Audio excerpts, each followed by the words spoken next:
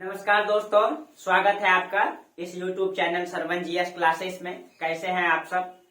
आप ठंडी और बढ़ चुकी है, अब तो तापमान जो है कि और नीचे गिर रही है।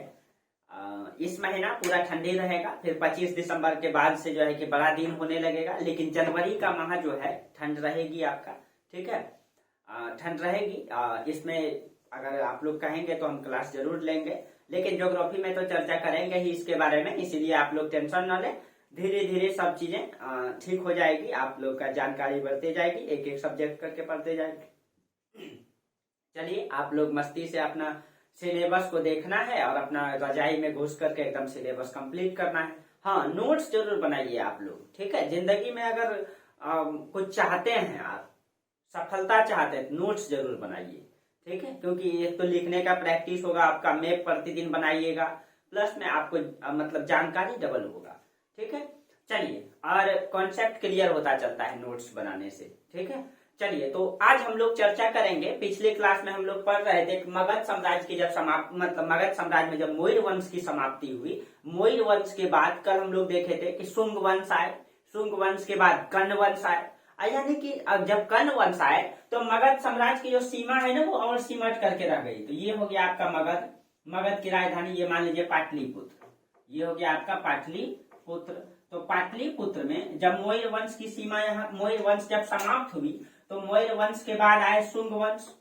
शुंग वंश, शुंग वंशों ने तो मतलब कुछ क्षेत्रों तक शासन भी किया, लेकिन इसके बाद जो आए कर्ण वंश, इसके बाद जो कर्ण वंश आए, इसकी सीमा और सिमट करके रह गई। इसकी सीमा जब सिमट करके रह गई कर्ण वंशों की, तो इस समय तो आपको पिछले क्लास में जब मौर्य वंश बताए थे तो आपको बताए थे कि ये क्षेत्र यूनानी प्रभाव में था, जो कि सेल्यूकस निकेटर का क्षेत्र में था। यानी कि इस क्षेत्रों में यहाँ पे कुछ क्षेत्र पड़ता था बैक्ट्रिया और पार्थिया। जो इस क्षेत्रों में एक दो क्षेत्र था बैक्ट्रिया और पार्थिया। देखिए, यहाँ पे था आपका बैक्ट्रिया, बैक्ट्रिया, और यहाँ पे था आपका पार्थिया, पार्थिया। ये ऐसे क्षेत्र था, देखिए ये क्षेत्र जो है ये ऐसे कुछ क्षेत्र था इस क्षेत्रों में जो सेल्यूकस निकेटर के अंतर्गत था। चंद्रगुप्त मौर्य को नहीं दिया गया था कुछ क्षेत्र, ठीक है। तो ये क्षेत्र था। जब यहाँ मौर्य वंश की सत्ता समाप्त हुआ तो यहाँ के जो गवर्नर थे, जब मौर्य वंश इधर खत्म हुआ तो इधर जो है सेल्यूकस निकेटर का भी स्थिति खराब हो गया, और उसी का फायदा यहाँ के गवर्नर ने उठाया और यहाँ पे स्वतंत्र सत्ता की घोषणा कर दिया, ठीक है। तो उसी को आज हम लोग देखेंगे। तो उसी में हम लोग पढ़ते हैं हिंद यूनानी शासन। हिंद का मतलब हो गया हिंदुस्तान, यवन का मतलब क्या हो गया? यूनानी। तो ऐसे यूनानी जो हिंदुस्तान में शासन किए, उसी में हिंद यूनानी। और हिंद यूनानी में हम लोग दो शासक को पढ़ेंगे। इसमें जो है आपको दो, यही इसमें जो है आपको बैक्ट्रियन और पार्थियन को पढ़ेंगे, ठीक है। उसमें डेमेट्रियस वंश आता है और यूक्रेटाइटिस वंश आता है, ठीक है। सबसे पहले इसमें डेमेट्रियस वंश, डेमेट्रियस वंश, और एक आएगा आपका यूक्रेटाइटिस वंश, यूक्रेटाइटिस वंश, यूक्रेटाइटिस वंश, टाइटिस वंश, ठीक है। ये एक ही में होगा, यूक्रेटाइटिस और डेमेट्रियस वंश के बारे में इसमें हम पढ़ते हैं, ठीक है। तो पहले हम भारत की राजनीतिक कंडीशन को समझ लेते हैं। इस समय भारत का राजनीतिक कंडीशन क्या था, ठीक है। फिर हम लोग देखेंगे। और आपको देखिए, तो भारत का अगर हम राजनीतिक कंडीशन को थोड़ा सा समझें, ठीक है, तो देखिए यहाँ पे आपका तो है चेर वंश। देखिए यहाँ पे आपका भारत का राजनीतिक कंडीशन समझते हैं। ये वाला हिस्सा आपका चेर वंश में है, जो प्राचीन काल से, इसको हम एक ही बार पढ़ाएंगे। और ये वाला दक्षिण में आपका जो तमिलनाडु है, ये पांड्य वंश है, पांड्य वंश है। और इसके ऊपर में यहाँ पे चोल वंश है, चोल वंश। ये तीन राज्य तो यहाँ है। महाराष्ट्र में अभी यहाँ पे दिखाई देगा आपको, ठीक है। यहाँ पे आपका आ जाएगा सातवाहन वंश, सातवाहन वंश। यही सातवाहन देखिएगा मगध तक अपनी सीमा लेकर के जाएगा, ठीक है, सातवाहन वंश, ठीक है। और यहाँ ये जो आपका इलाका है, मतलब उड़ीसा का कलिंग का, ठीक है, कलिंग में आ जाएगा आपका चेदी वंश। चेदी वंश का राजा खारवेल था, ठीक है। यहाँ पे ये आपका कलिंग है, ठीक है। कलिंग में हम उल्टा लिख दिए, ऊपर कलिंग लिखिएगा और उसमें वहां पे हो जाएगा आपका चेदी वंश, ठीक है। और ये मतलब यहाँ पे जो कर्ण वंश है इसकी सीमा थोड़ा सा छोटा हो चुका है, इसकी स्थिति कमजोर हो चुकी है, ठीक है। और यहाँ पे बैक्ट्रिया में बैक्ट्रिया और पार्थिया, यहाँ पे दो गवर्नर है, ठीक है। यहाँ पे गवर्नर है, बैक्ट्रिया का इस समय गवर्नर हुआ करता था डायोडोटस, ठीक है, ये यहाँ का गवर्नर है डायोडोटस। ये है आपका सिंधु नदी का क्षेत्र, ये है आपका सिंधु नदी, ठीक है। अब देखिए स्थिति क्या हो जाती है अगर हम स्थिति को पूरा समझें तो अब देखिए स्थिति क्या होती है। ये जो डायोडोटस है, ध्यान दीजिएगा आप लोग, इसको समझिएगा थोड़ा ठीक से। जब मतलब पाटलिपुत्र में सत्ता कमजोर हुई, ठीक है, यहाँ छोटे छोटे राजवंश और छोटे छोटे राजवंश का उदय हुआ। अगर हम आप लोगों को पूरा मैपिंग कर दें तो एक बार देख लीजिए मैपिंग को।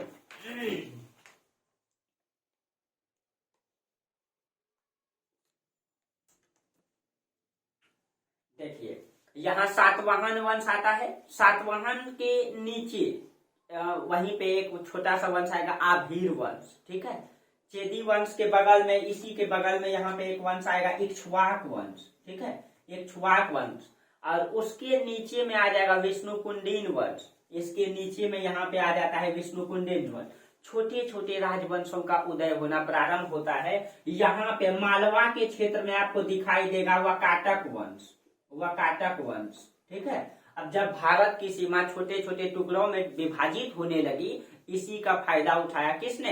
इसी का फायदा उठाया यूनानियों ने।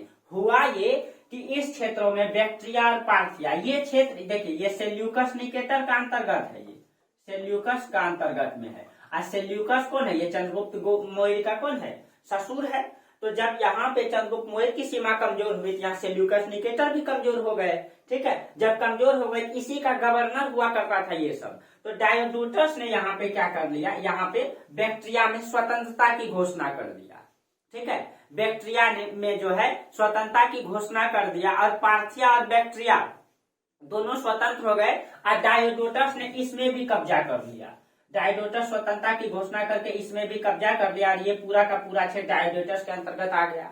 उसके बाद जो है डायोडोटस के बाद जब यहाँ दिखाई देगा क्या स्थिति होती है, देखिए तो बैक्ट्रिया में कौन आ गया, यहाँ पे समझिए, हमको डेमेट्रियस वंश को पढ़ना है ना, ठीक है। तो डेमेट्रियस वंश कैसे आएगा, तो देखिए डायोडोटस जब यहाँ पे स्वतंत्रता की घोषणा कर देगा गवर्नर, आइए जो है पार्थिया में भी कब्जा कर लिया, ठीक है, पार्थिया में कब्जा कर लिया। तो वहां पे डायोडोटस के बाद गवर्नर बनता है डायोडोटस, डायोडोटस के बाद यहाँ पे गवर्नर बनता है डायोडोटस के बाद डायोडोटस द्वितीय, इसके बाद आता है डायोडोटस द्वितीय, डायोडोटस द्वितीय आता है यहाँ पे, ठीक है। डायोडोटस द्वितीय के बाद यहाँ आता है यूथिडेमस, यूथिडेमस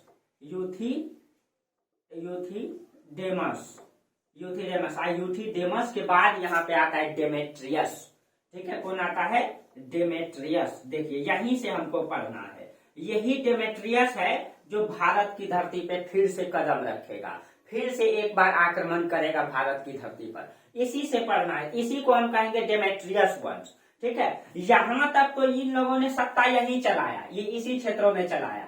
लेकिन जब डेमेट्रियस आया तो ये एक योग्य शासक था, ये अपने आप को जो है सिकंदर को, मतलब ये सिकंदर को अपना मतलब गुरु मानता था, आदर्श मानता था सिकंदर को, और सिकंदर के मतलब गुण को ये फॉलो करना चाहता था। इसीलिए ये भी चाहता था कि हम भी भारत को जीते, बड़ी सत्ता को स्थापित करें न। सिकंदर ने युद्ध के बारे में अपने पिता से सीखा था, फिलिप द्वितीय से उनके पिता का नाम था। वो जब सिकंदर ने कसम खाया था कि मैं पूरी दुनिया को जीतूंगा, तो उनके पिता ने कहा था बेटा पहले अपने साम्राज्य को संभालो, पूरी दुनिया बहुत बड़ी है। तो सिकंदर ने कहा था नहीं पिताजी, मुझे पूरी दुनिया को जीतना है, मुझे पूरब में जो भ्रम फैला हुआ है उसको खत्म करना है। वो पूरब का देश जहाँ से सूरज उगती है, जहाँ सूर्य उगती है, वहां तक हमको जाना है। तब उन्होंने कसम खाया। तो फिलिप द्वितीय ने बोला कि बेटा एक बात जिंदगी में याद रखना, एक बेहतर योद्धा वही होता है जो अपना निशाना हमेशा तीर के नोक पे रखता है। तो उन्होंने वही चीज को फॉलो किया दोस्तों। सिकंदर कभी भी पीछे उलट के नहीं देखा। इसका मतलब क्या था? इसका मतलब था सिकंदर को उसके जो दृढ़ संकल्प है कि मुझे जीतना है, मुझे जीतना है, उसी ने उसको जिताया। नहीं तो दोस्तों इतने बड़े साम्राज्य को आप सोचिए, यूनान से लेकर के जीतते हुए यहाँ तक आया, 10 साल तक युद्ध करते रहा। आसान नहीं था दोस्तों, आसान कहना आसान है, लेकिन जब आप घर से बाहर 10 साल उतनी सेना लेकर के रहते हैं तो आप सोच सकते हैं क्या हुआ होगा। तो कहते हैं ना, लेकिन उनका मतलब अपॉर्चुनिटी था दोस्तों, उनका लक्ष्य था, वो लक्ष्य की ओर ध्यान रखा था, वो पीछे उलट करके कभी भी नहीं देखा, और वही चीजों ने उसको जिताया भी। तो बेहतर योद्धा वही होता है दोस्तों। हम लोगों को भी अपने जीवन में जब दृढ़ संकल्प लेकर के मेहनत करना चाहिए, तो कभी भी पीछे उलट के नहीं देखना चाहिए। जीवन में बहुत सारी समस्याएं आती है, जीवन में बहुत सारे, क्या सिकंदर को 10 साल में समस्या नहीं हुई होगी? बहुत समस्या हुई होगी, बहुत बार उनका तबियत खराब हुआ होगा, बहुत बार अनेकों समस्याएं होगी, कई बार हार का भी सामना करना पड़ा होगा, लेकिन उन चीजों को दिखाया नहीं जाता है। भारत में कई सारे कबीला सिकंदर का नाको दम चना चबा दिए थे, लेकिन उन सब चीजों को दिखाया नहीं जाता है, बस सिकंदर को दिखाया जाता है। क्या मतलब कहीं न कहीं जरूर है कि वो उनको जो है कि कहीं ना कुछ परास्त होना पड़ा होगा छोटे मोटे युद्धों में, लेकिन जो बड़े बड़े युद्ध को उन्होंने जीता है उसके सामने वो क्या, वो तो फीका है। तो इसीलिए हमारे जीवन में भी समस्या आती है, लेकिन कभी भी हम लोगों को हड़बड़ाना नहीं चाहिए, कभी भी मतलब जो नेगेटिव बातों को है उनको दिल में नहीं लेना चाहिए। बहुत सारे बातें समस्याएं सब जीवन में घटती है, लेकिन जब हम अपने जीवन में एक संकल्प ले लेते हैं, दृढ़ संकल्प, तो उस पर अड़े रहना चाहिए। सफलता का मूल राज यही है। ठीक है, चलिए।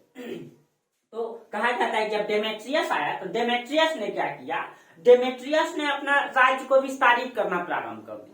ठीक है, इसका उल्लेख आता है हिंद यवन शासक के आक्रमण के बारे में, डेमेट्रियस से इसका प्रारंभ होता है। इसका उल्लेख गार्गी संहिता में आता है। इसका उल्लेख जो कालिदास ने लिखा है मालविकाग्निमित्रम, जिसमें अग्निमित्र और मालविका की प्रेम कहानी है, ठीक है, उस दोनों पुस्तक में आता है, आप लोग लिख लेंगे। ठीक है, इसका जो यूनानी आक्रमण का प्रभाव है, यूनानी आक्रमण के बारे में 2 पुस्तक, एक तो गार्गी संहिता और एक है आपका मालविकाग्निमित्रम, जो अग्निमित्र और मालविकाग्निमित्रम, ये 2 पुस्तकों में आता है इसका उल्लेख। ठीक है, आप इसको लिख लेंगे। अब देखिए, तो कहा जाता है कि जब डेमेट्रियस आया तो डेमेट्रियस ने क्या किया, डेमेट्रियस अपना राज्य का विस्तार इधर करना चाहा। क्यों? क्योंकि अभी यहाँ का सत्ता कमजोर है, अगर ये सत्ता कमजोर नहीं होता तो शायद ये इधर रुख नहीं करता। लेकिन कहा जाता है कि इसने अपना रुख इस ओर किया, और कहा जाता है कि सिंधु नदी को पार करके, ठीक है, सिंधु नदी को पार करके यहाँ इसने मथुरा तक के क्षेत्र को जीता। ये आपका मथुरा है। ठीक है, मथुरा तक के क्षेत्र को जीता। ठीक है, और राजधानी इसने जो है, ठीक है, राजधानी इसने साकल को बनाया, साकल सियालकोट को राजधानी बनाया। ठीक है, पाकिस्तान में पड़ता है आपका, इसी क्षेत्र में पड़ता है सियालकोट। ठीक है, आप एग्जैक्ट देख लेंगे कि नदी का इस पार है या नदी का इस पार है। ठीक है, साकल को बनाया, साकल यानी कि ब्रैकेट में सियालकोट पाकिस्तान में है, सियालकोट को राजधानी बनाया। ठीक है, अब देखिए ये डेमेट्रियस क्या किए, डेमेट्रियस सिंधु नदी को पार करके, ठीक है, इन क्षेत्रों को भी उसने जीता, यानी कि यहाँ तक का क्षेत्र ये अपने कब्जे में ले लिया। ये पूरा का पूरा क्षेत्र जो है अपने इसने पूरा जीता। तो जब कहा जाता है जब इसने इन क्षेत्रों को जीता, ठीक है, जब ये सियालकोट को राजधानी बनाया, मथुरा तक के क्षेत्र को जीत लिया, और मथुरा से आगे इधर पाटलिपुत्र में कर्ण वंश। ठीक है, अब देखिए अब स्थिति क्या हो जाएगा, जब मथुरा को जीता तो ये वाला जो पार्थिया और बैक्ट्रिया का क्षेत्र है, यहाँ पे एक गवर्नर को नियुक्त कर दिया उसने। ठीक है, और उस समय पार्थिया में जो गवर्नर था उसका नाम था यूक्रेटाइटिस, उसका नाम क्या था, यूक्रेटाइटिस। तो पार्थिया का गवर्नर क्या कौन था, यूक्रेटाइटिस था। ठीक है, यूक्रेटाइटिस। तो कहा जाता है कि जब मथुरा से जब नदी से यहाँ मथुरा तक वो आ गया, साकल को राजधानी बनाया, किसने, डेमेट्रियस ने, और यहाँ पे पार्थिया में जो है यूक्रेटाइटिस को गवर्नर बना दिया। तो जब ये सिंधु नदी को पार करके इधर आया तो इधर यूक्रेटाइटिस ने क्या किया, एक नया स्वतंत्रता की घोषणा कर दिया, विद्रोह कर दिया, और इधर एक नए राजवंश की नींव डाल दिया, यूक्रेटाइटिस वंश। तो अब ध्यान रखिएगा, ठीक है, यानी कि पार्थिया से लेकर के, ठीक है, यानी ये पार्थिया का क्षेत्र से लेकर के सिंधु नदी तक इधर हो गया यूक्रेटाइटिस वंश न, अब इधर हो गया यूक्रेटाइटिस वंश, इधर हो गया आपका सियालकोट में डेमेट्रियस वंश। ठीक है, इसी के नाम से आया क्योंकि इन्होंने साम्राज्य का विस्तार करना प्रारंभ किया, इसीलिए हम कहते हैं डेमेट्रियस वंश इसको कहते हैं, क्योंकि इसी ने राज्य की सत्ता को विस्तारित करना क्या किया, प्रारंभ किया। ठीक है, देखिए आपको अगर यहाँ थोड़ा सा डिफिकल्ट है, थोड़ा अगर समझ में नहीं आए तो आप लोग दोहरा करके वीडियो देख लेंगे। ठीक है, बस कुछ भी नहीं है। देखिए एक बार फिर समझा देते हैं। स्थिति ये हुआ कि जब यहाँ पाटलिपुत्र में मौर्य साम्राज्य खत्म हुआ, मौर्य साम्राज्य था तो पूरा क्षेत्र में उसी का कब्जा था। ठीक है, कुछ क्षेत्र यहाँ का ऐसा था जो सेल्यूकस निकेटर यहाँ का शासक था तो उसके क्षेत्रों में था, जो कि उसको नहीं दिया था, कुछ छोटा छोटा क्षेत्र था, वहां पे इसका गवर्नर रहता था। जब यहाँ मौर्य वंश खत्म हुआ तो सेल्यूकस निकेटर की स्थिति कमजोर हो गई। जब तक ये दोनों था तो इन लोगों का हिम्मत नहीं था। ठीक है, दोनों मिलकर के अच्छा से शासन किया, लेकिन जब वहां पाटलिपुत्र में मौर्य वंश खत्म हुआ, शुंग वंश और कर्ण वंश आए तो इसकी स्थिति कमजोर पड़ गई और इधर सेल्यूकस निकेटर भी कमजोर पड़ गए। तो यहाँ बैक्ट्रिया में डायोडोटस ने क्या किया, स्वतंत्रता की घोषणा कर दिया। अब पार्थिया में भी कब्जा कर लिया। उसके बाद डायोडोटस के बाद जो है आया डायोडोटस द्वितीय, ये भी उतना क्षेत्र में शासन किया। उसके बाद यूथिडेमस आया, ये भी उतना क्षेत्र में ही शासन किया। जब डेमेट्रियस आया, ठीक है, तो इसने देखा कि इस क्षेत्र की स्थिति कमजोर है तो इसने अपने सत्ता को मथुरा तक लाया, यानी राज्य का विस्तार करना प्रारंभ किया। तो यहाँ जब विस्तार करना प्रारंभ किया तो इन पूरे क्षेत्रों को जीता, इसीलिए यहीं से हम पढ़ते हैं डेमेट्रियस वंश, इसी के नाम से। ठीक है, अब जब यहाँ तक जीता तो सिंधु नदी को जब ये पार किया तो इधर वाला क्षेत्रों में इसका जो गवर्नर था पार्थिया में यूक्रेटाइटिस, उसने क्या किया, स्वतंत्रता की घोषणा करके इधर नया राजवंश की नींव डाल दिया, यूक्रेटाइटिस वंश। तो अब क्या हो गया, सिंधु नदी से इस ओर, यानी कि अगर आप कहें तो पूरब की ओर, तो पूरब की ओर सिंधु नदी से मथुरा तक, ठीक है, कौन हो जाएगा इधर, यूक्रेटाइटिस वंश। अब देखिए, अब सिंधु नदी से इधर हो गया आपका यूक्रेटाइटिस वंश, यूक्रेटाइटिस वंश की राजधानी कहाँ हो जाएगी, साकल यानी सियालकोट। और सिंधु नदी के पश्चिम में, ठीक है, इधर हो जाए, सॉरी इधर यूक्रेटाइटिस वंश नहीं, इधर डेमेट्रियस वंश। ठीक है, डेमेट्रियस वंश, और डेमेट्रियस वंश की राजधानी साकल। ठीक है, इधर हो गया डेमेट्रियस, इधर हो गया यूक्रेटाइटिस वंश। ठीक है, उसकी राजधानी ये पार्थिया। ठीक है, ये स्थिति हो गया। ठीक है, ये स्थिति जब हो गया, ठीक है, तो अब देखिए, अब हमको पढ़ना क्या है, हिंदुस्तान में। ठीक है, तो हमको पहले पढ़ लेना है डेमेट्रियस वंश, फिर हम लोग देखेंगे यूक्रेटाइटिस वंश। अब यहां तक आप लोगों को मामला क्लियर हो गया होगा। ठीक है, चलिए इससे आगे हम लोग देखते हैं।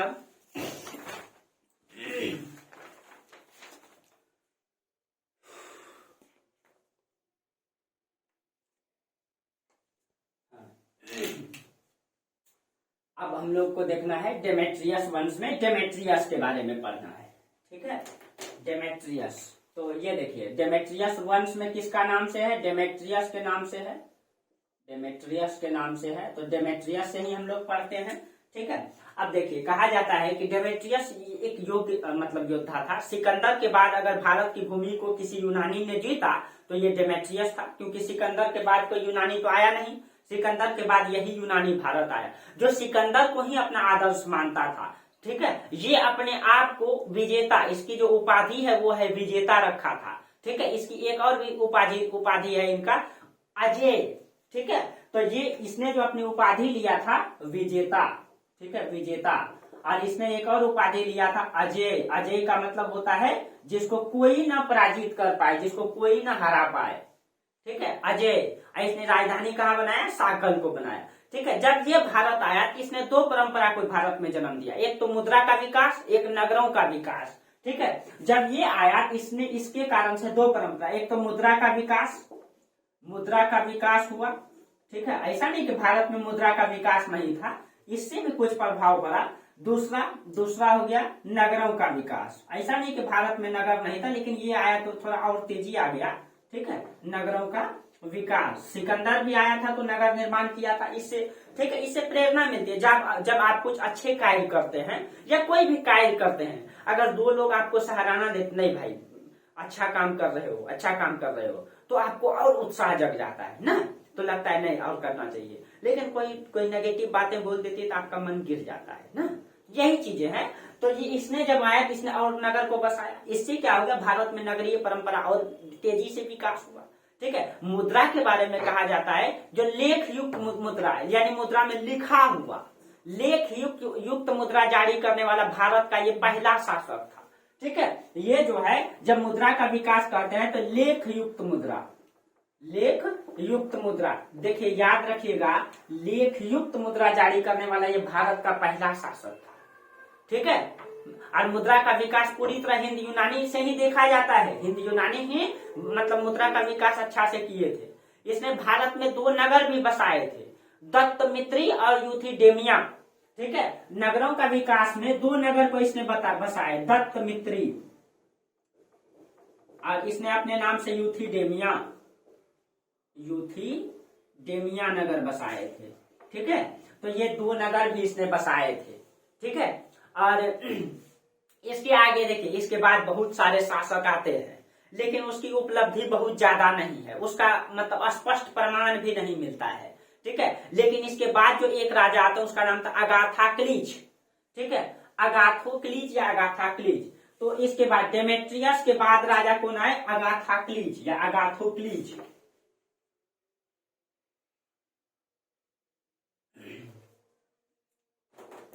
इसके बाद डेमेट्रियस के बाद अगाथोक्लीज राजा बनते हैं, क्लीज, ये राजा बने।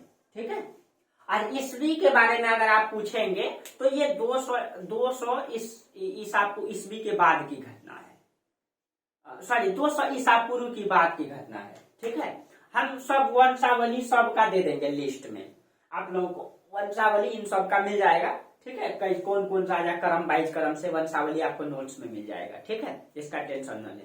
ठीक है, ये जो अगाथोक्लीज है इसकी मुद्रा पर पहली बार कृष्ण और बलराम का चित्र देखा गया है।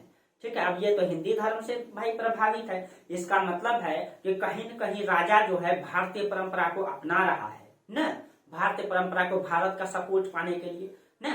तो इसके मुद्रा पर ध्यान में रखिएगा, इसके मुद्रा पर कृष्ण एवं बलराम का जो है चित्र का अंकन होता है। ठीक है, और इसी वंश में एक महत्वपूर्ण राजा आया मिनांडर। ठीक है, अब देखिए अगाथोक्लीज के बाद इसी वंश में एक राजा आया मिनांडर, जो बहुत ही योग्य राजा था। मिनांडर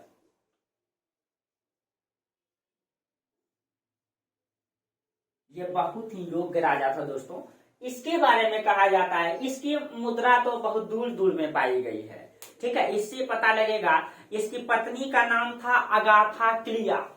ठीक है, इसकी पत्नी का नाम हम क्यों बता रहे हैं तो आगे चर्चा करेंगे। इसकी जो पत्नी है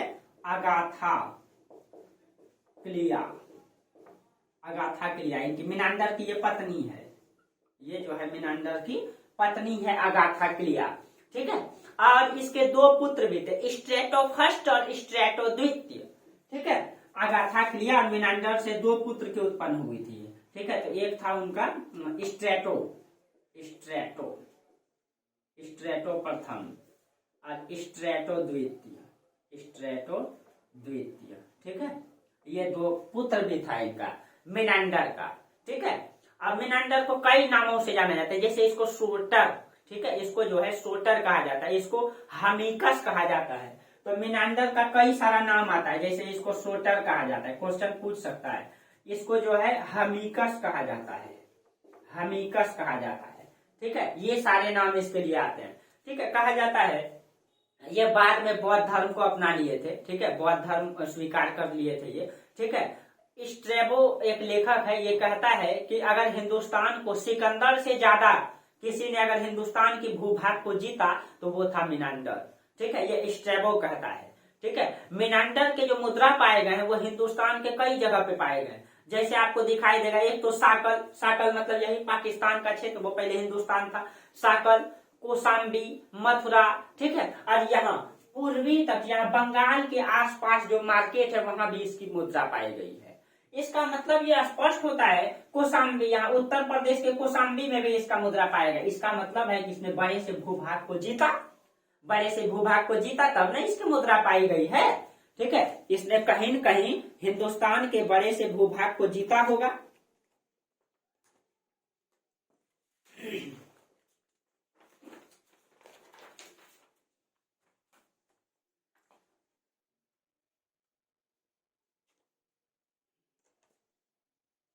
अब देखिए, तो इसने जो है कहीं कहीं हिंदुस्तान के बड़े से भूभाग को जीता होगा, तब तो इसका जो मुद्रा है कई जगह पाया गया है।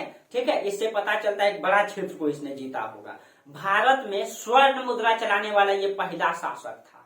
ठीक है, याद रखिएगा, भारत में स्वर्ण मुद्रा जारी करने वाला, ठीक है, ये पहला शासक था स्वर्ण मुद्रा जारी करने वाला, मीनांडर। ये ढलवा विधि से होता था, ढलवा विधि। ठीक है, ये जो मुद्रा बनता था ये ढलवा विधि से बनता था, ढलवा विधि से, आप याद रखेंगे इसको। ठीक है, ढलाई विधि जिसको कहते हैं मुद्रा, यानी कि उसको पिघला करके सांचे में ढाल दिया जाए। ठीक है, सांचा तैयार कर लिया और सोना को पिघला लिया और उसको डाल दिया, उसी से उसको ढलवा विधि कहा जाता है। ठीक है, इसको टाई विधि भी कहा जाता है। इसका एक अभिलेख है रेह अभिलेख, रेह अभिलेख, ये मीनांडर का, इसमें उपलब्धियों की जानकारी मिलती है। ठीक है, इसके पूछ सकता है रेह अभिलेख में। हाँ, याद रखिए, इसकी मुद्रा कहाँ कहाँ पाई गई है, तो साकल में, साकल में, कौशाम्बी में, कौशाम्बी में, मथुरा इसका केंद्र तो बन ही चुका था, मथुरा में। ठीक है, कुछ मुद्रा तो दोस्तों पूर्वी क्षेत्रों में भी पाया गया है, लेकिन इतिहासकारों का मानना है कि पूर्वी, यहाँ तक कि पाटलिपुत्र तक के क्षेत्र को इसने जीता था। मीनांडर ने पाटलिपुत्र तक के क्षेत्र को जीता था, लेकिन कुछ इतिहासकारों का मानना है पाटलिपुत्र तक के क्षेत्र को वो जीता नहीं होगा, यहाँ के राजा इसके अधीनता स्वीकार करने लगे होंगे, या अप्रत्यक्ष रूप से जीता होगा, या ऐसा हो सकता है यहाँ से ये व्यापार करते होंगे, इसीलिए इसकी मुद्रा वहां पाई गई है। ठीक है, तो इतिहासकार का ये मानना है, इसीलिए, नहीं तो इसका मुद्रा तो यहाँ मतलब कि जो मतलब उड़ीसा का राज्य है यहाँ तक क्षेत्रों में पाया गया है, यहाँ तक, यानी इस सीमा तक। लेकिन इतिहासकार का कहना है कि नहीं, इसकी मुद्रा इन क्षेत्रों में पाया गया जरूर है, लेकिन वहां तक इसने जीता नहीं होगा, वहां से व्यापार होता होगा, इसीलिए इनकी मुद्रा वहां पाई गई है। ठीक है, अब इनकी उपलब्धि के बारे में एक अभिलेख है रेह अभिलेख। ठीक है, रेह अभिलेख, इस अभिलेख में इसकी उपलब्धियों की जानकारी मिलती है। ठीक है, मीनांडर के राज्य विस्तार की जानकारी एक बात से और मिलती है, जब कहा जाता है कि इससे जब बौद्ध धर्म के जो मतलब बौद्ध भिक्षु हैं, बड़े से बौद्ध भिक्षु हुए करते नागसेन। ठीक है, नागसेन जब इनसे मिले थे, ठीक है, नागसेन, नागसेन ये बहुत बौद्ध भिक्षु थे, बड़े बौद्ध भिक्षु थे ये। ठीक है, तो जब नागसेन इनसे जब मिले थे तो इनको बोले कि आप बौद्ध धर्म स्वीकार कर लीजिए, तो इन्होंने कहा कि गुरु मैं तो बौद्ध धर्म स्वीकार कर लेता, लेकिन मेरे इतने दुश्मन हैं कि मैं जब बौद्ध भिक्षु बन जाऊंगा तो मेरी हत्या कर देंगे। इसका मतलब है कि कहीं न कहीं मीनांडर बड़े से भूभाग को तलवार के बल पे जीता होगा, तब ना ये कहीं न कहीं बौद्ध धर्म स्वीकार नहीं किए। बौद्ध धर्म स्वीकार करते थे, ये एक राजा थे, इनकी हत्या हो जाती, इसीलिए बौद्ध धर्म ये स्वीकार वहां नहीं करते। बाद में ये बौद्ध धर्म स्वीकार किए थे।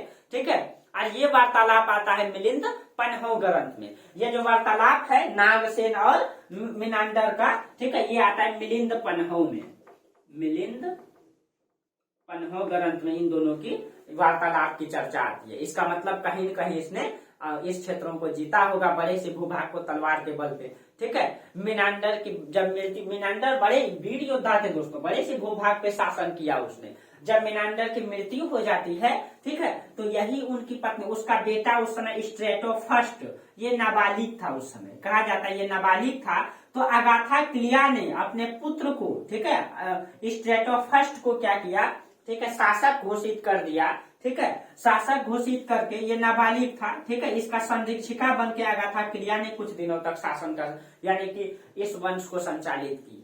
ठीक है, इस वंश का संचालन अच्छे तरीके से की अगाथा क्लिया ने कुछ दिनों तक। ठीक है, ठीक है, तो अगाथा क्लिया का संचालन चलता रहा कुछ दिनों तक। उसके बाद कुछ स्थिति बनती है जिसके कारण से अभी हम चर्चा करेंगे। ठीक है, तो लेकिन मीनांडर के बारे में अगर चर्चा करें, मीनांडर एक ऐसा शासक था दोस्तों जिसने भारत पे अपना प्रभाव दिखाया, बहुत बड़ा सब प्रभाव दिखाया, भारत की सभ्यता संस्कृति पर प्रभाव दिखाया। कहा जाता है कि यूनानियों के जो ज्योतिष विद्या थी वो भारत में प्रवेश करती है इसी के समय से। ठीक है, जो यूनानियों की ज्योतिष विद्या थी, ज्योतिष विद्या इसी समय इससे प्रवेश करती है। यूनानी प्रभाव का जो ज्योतिष विद्या है इसी समय, जैसे में ज्योतिष विद्या में फलित ज्योतिष, जैसे जन्म कुंडली देखने की परंपरा, भविष्यवाणी करने की परंपरा। ठीक है, तो इसमें जो है फलित ज्योतिष, फलित ज्योतिष की परंपरा यहीं से आरंभ होती है। भविष्यवाणी करने की परंपरा, ठीक है, भविष्यवाणी करने की परंपरा, ठीक है, हाथ देखकर भविष्यवाणी करने की परंपरा, ठीक है, हाथ देखकर भविष्य बताने की परंपरा, ठीक है, देखकर हाथ देखकर ये सब परंपराएं कहाँ से प्रारंभ होती है, यहीं से, ठीक है। हाथ देख, फलित ज्योतिष का मतलब होता है वही हाथ देखकर मतलब बताना, भविष्यवाणी करना, जन्म कुंडली देखना, ठीक है, यहाँ पे जन्म कुंडली देखने की परंपरा यहीं से आती है, ठीक है, जन्म कुंडली देखने की परंपरा इसी से प्रभावित होती है।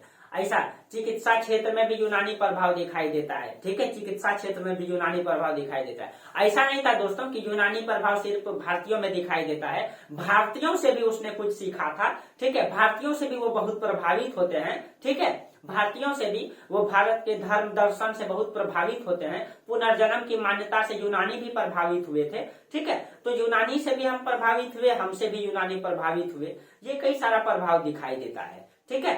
तो ये अगाथा क्रिया जो है कि शासन करती है कुछ दिनों तक, उसके बाद ये शासन यहाँ समाप्त हो जाता है, ठीक है, उसके आगे हम चर्चा करेंगे यहाँ क्या हुआ, ठीक है, यहाँ से। लेकिन इसके बाद हम पढ़ते हैं यहाँ पे यूक्रेटाइटिस वंश, जो पार्थिया में आ गया यूक्रेटाइटिस वंश, इसको हम पढ़ते हैं, ठीक है। चलिए अब हम देखते हैं यूक्रेटाइटिस वंश को।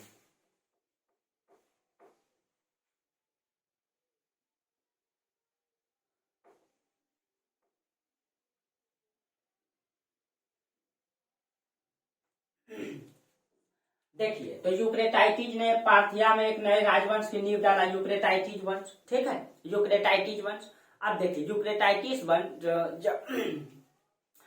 इस राज्य का जो क्षेत्र था वो बैक्ट्रिया से झेलम नदी, कहां से, बैक्ट्रिया पार्थिया से लेकर के कहा झेलम नदी तक का क्षेत्र, ठीक है, बैक्ट्रिया पार्थिया मिल गया था, दोनों मिल गया था और मिल करके बैक्ट्रिया कहलाता था। तो यहाँ से झेलम नदी तक का क्षेत्र, इसकी राजधानी तक्षशिला थी, याद रखिएगा, इसने जो राजधानी बनाई थी ये आपका तक्षशिला, यहाँ पे पड़ता है आपका तक्षशिला, तक्षशिला को इसने राजधानी बनाई, किसने, यूक्रेटाइटिस वंश ने।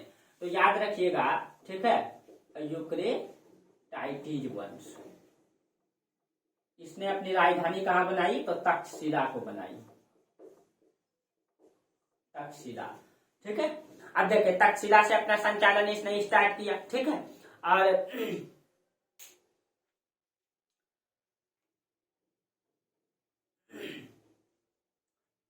हाँ पश्चिम तक में जो है कि शासन किया। और यूक्रेटाइटिस वंश में अगर देखा जाए इसका बहुत बड़ा योगदान तो है नहीं, ठीक है, इतने बड़े भूभाग में शासन किए हैं, इसमें कुछ ऐसे शासक आए हैं, ठीक है, इसमें कुछ ऐसे शासक आए जिसका योगदान है, ठीक है। अगर इसमें देखा जाए यूक्रेटाइटिस वंश, यूक्रेटाइटिस ने इसकी स्थापना किया, ठीक है, और इसका अंतिम राजा जो है हर्मियस को माना जाता है। यूक्रेटाइटिस वंश का अगर अंतिम राजा के बारे में बात करें तो इसका उल्लेख आता है हर्मियस का, हर्मियस, इसके बारे में अभी चर्चा करेंगे, हर्मियस के बारे में लास्ट में, ठीक है। और इसी में यूक्रेटाइटिस वंश में एक राजा आता है एंटियालकिड्स, ठीक है, इसी में एक राजा आता है एंटियालकिड्स, ठीक है, एंटियालकिड्स, इसी एंटियालकिड्स के दरबार में, याद कीजिए दोस्तों पिछले क्लास में हम चर्चा किए थे, यही एंटियालकिड्स के दरबार में रहा करता था हेलियोडोरस, हेलियोडोरस, ठीक है। अब याद कीजिए ये हेलियोडोरस यानी कि ये बैक्ट्रिया में है कौन सा शासक, एंटियालकिड्स, तो यहाँ पे, यहाँ पाटलिपुत्र में कर्ण वंश का शासक है, कर्ण वंश का शासक, यही कर्ण वंश के शासक जब हुआ करता था यहाँ पे भागभद्र, याद कीजिए कल बताए थे भागभद्र, तो यही भागभद्र के दरबार में ये हेलियोडोरस को ये भेजे थे। तो यही हेलियोडोरस है जो भागभद्र के दरबार में आए थे, और जब ये भागभद्र के दरबार में गए थे तो यहाँ से वो जब विदिशा गए थे घूमने के लिए मध्य प्रदेश, तो वहां पे इसने गरुड़ स्तंभ के निर्माण करवाया था, गरुड़ स्तंभ का निर्माण करवाया था, जो इसका प्रमाण देता है, ठीक है, गरुड़ स्तंभ का निर्माण करवाया था इसी ने, ठीक है। तो ये इसी वंश का राजा था, ठीक है। अब देखिए यूक्रेटाइटिस वंश का अंतिम राजा हर्मियस को माना जाता है। कहा जाता है कि यूक्रेटाइटिस वंश में जहां, यहाँ एक बात ध्यान में रखिए, अंतिम राजा हर्मियस है, ये हर्मियस, ठीक है, हर्मियस यहाँ जब शासन कर रहा था तो इस समय इधर देखिए ये आपका चीन का क्षेत्र है, ठीक है, ये आपका चीन है, ये क्या है, चीन है। तो देखिए इधर चीन ने जो है, इधर चीन ने अपना दीवार बनाया था, चीन का दीवार आज भी ये है, इसके बारे में बताएंगे, बहुत ही भव्य दीवार है, ठीक है, चीन का दीवार बहुत ही ऊंचा है, उसमें 4 व्हीलर चढ़ जाएगा, इतना चौड़ा दीवार बनाया गया है, 4 व्हीलर चल जाएगा उसमें, ठीक है, बहुत चौड़ा दीवार बनाया गया है। तो कहा जाता है कि यहाँ पे क्या हुआ, स्थिति यही है, ठीक है, यहाँ पे इधर, यहाँ से इधर यूक्रेटाइटिस वंश, यहाँ से इधर डेमेट्रियस का शासन चल रहा है, ठीक है, स्थिति इधर स्थिति ये है। इसी समय यहाँ चीन का दीवार बन रहा था। चीन का जब दीवार बन रहा था, क्यों बनाया था, क्योंकि चीन के शासक को बार बार समस्या हो रही थी, इधर का कुछ जनजाति रहते थे जंगल में जो इसके साम्राज्य में हमेशा हमला करते रहते थे, ठीक है, उसी से बचने के लिए, ठीक है, चीन के शासक ने क्या कर दिया, इधर चीन का दीवार का निर्माण कर दिया। अब वो जनजाति यहाँ पे रहता था यूची जाति, ठीक है, वहां पे रहता था यूची जाति।